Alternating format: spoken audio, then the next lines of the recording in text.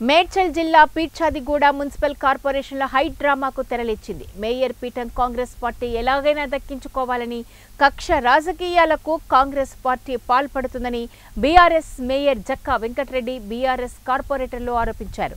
అధికార పార్టీ నేతల ఒత్తిడితో అధికార యంత్రాంగం అధికార దుర్వినియోగానికి పాల్పడుతూ తమను ఇబ్బందులకు గురి చేస్తున్నారని అన్నారు.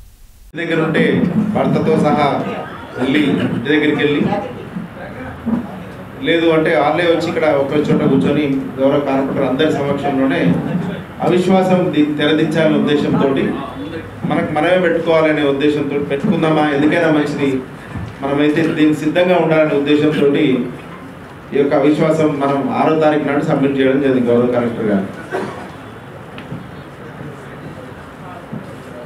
ఆ సందర్భంలో మా కార్పొరేటర్లు బీఆర్ఎస్ పార్టీ బీఫామ్ ఇచ్చి మేము ఎంతో మద్దతు ఇచ్చి ఎన్నికల సందర్భంలో మాకు ఎంతో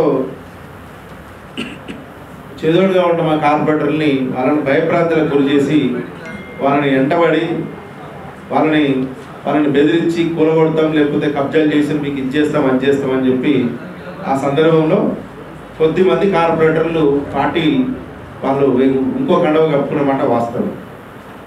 ఆ సందర్భంలో మేము అవిశ్వాసం ఎప్పుడైతే పెట్టుకున్నామో 7వ తారీఖు నాడు, మేము 6వ తారీఖు నాడు పెడితే 7వ తారీఖు నాడే ఒక 5 కార్పొరేటర్లతోటి సంతకాలు పెట్టేయడం జరిగింది. మమ్మల్ని మిస్రిప్రజెంటేషన్ అంటే తప్పుదోవ పట్టించారు అని చెప్పి ఒక కంప్లైంట్ కలెక్టర్ గారికి ఇవ్వడం జరిగింది. కలెక్టర్ గారు ఆ బేసిస్ మీద వారు దాంట్లో 5గురిలో 2 మళ్ళీ మాతోటే ఉన్నారు.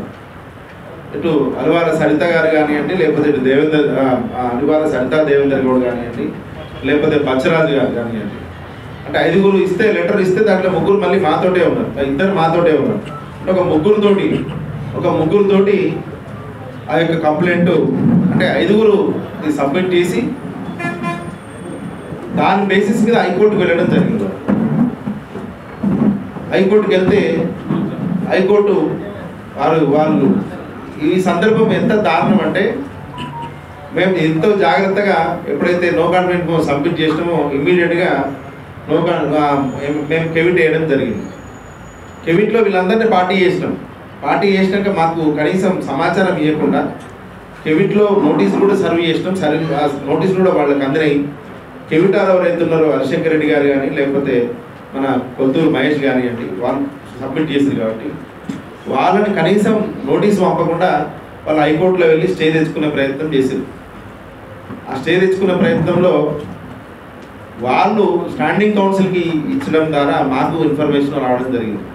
మాకు కూడా కాపీ తీసుకొని నెక్స్ట్ డే మళ్ళీ మేము అడ్వకేట్ పెట్టుకొని జడ్జి గారికి చాలా క్లియర్గా క్లుప్తంగా చెప్పడం జరిగింది. ఇది పొలిటికల్గా జరిగింది తప్ప ఇంకో దీంట్లో ఉద్దేశం లేదు. చట్టంలో ఒకసారి నో కాన్ఫిడెన్స్ మోషన్ పెట్టిన తర్వాత ఎట్టి పరిస్థితుల్లో ఆ నో కాన్ఫిడెన్స్ మోషన్ జరగాల్సిందే బై ఎనీ రీజన్.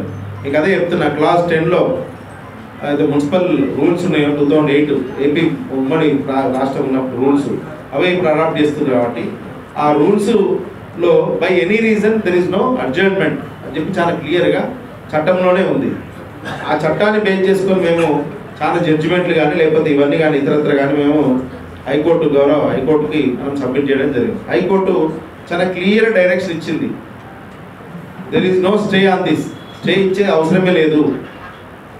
ఖచ్చితంగా వాళ్ళు పిటిషనర్స్ చాలా 25 నిమిషాలు ఆర్గ్యుమెంట్లు అయినాయి. 25 నిమిషాలు ఆర్గ్యుమెంట్ అయిన సందర్భంలో ఎందుకు వాళ్ళు ఏమన్నా కలెక్టర్ని ఎందుకు అప్రోచ్ చేయరు, దీన్ని అవసరమైతే ఏమన్నా ఇంకేమైనా పెట్టుకోవచ్చు వాళ్ళు, లేదు అంటే కలెక్టర్ ఏమన్నా మీరుంటే ఇప్పుడు దీనికి 5వ తారీఖు లోపు ఏమైనా ఉంటే మీరు దీన్ని డిస్పోజ్ చేయండి తప్ప దీన్ని ఆపొద్దు అని చెప్పి ఉద్దేశంతో హైకోర్టు కూడా మనకు జడ్జిమెంట్ పాస్ చేయడం జరిగింది. ఇచ్చిన తర్వాత కూడా మనలో కావాల్సుకొని ఏదైతే కార్పొరేటర్ గతంలో మాతోటి ఉండి ఇప్పుడు మాతోటి విభేదించి ఆయన కూలిపోతున్నాయనో లేకపోతే ఇంకేదో బాధపడకుండా పోయిండో ఆ కార్పొరేటర్వి ఆయనతోటి మళ్ళీ ఆ ముగ్గురుతోటి మళ్ళీ మా పైన 420 కేసు పెట్టించారు 420.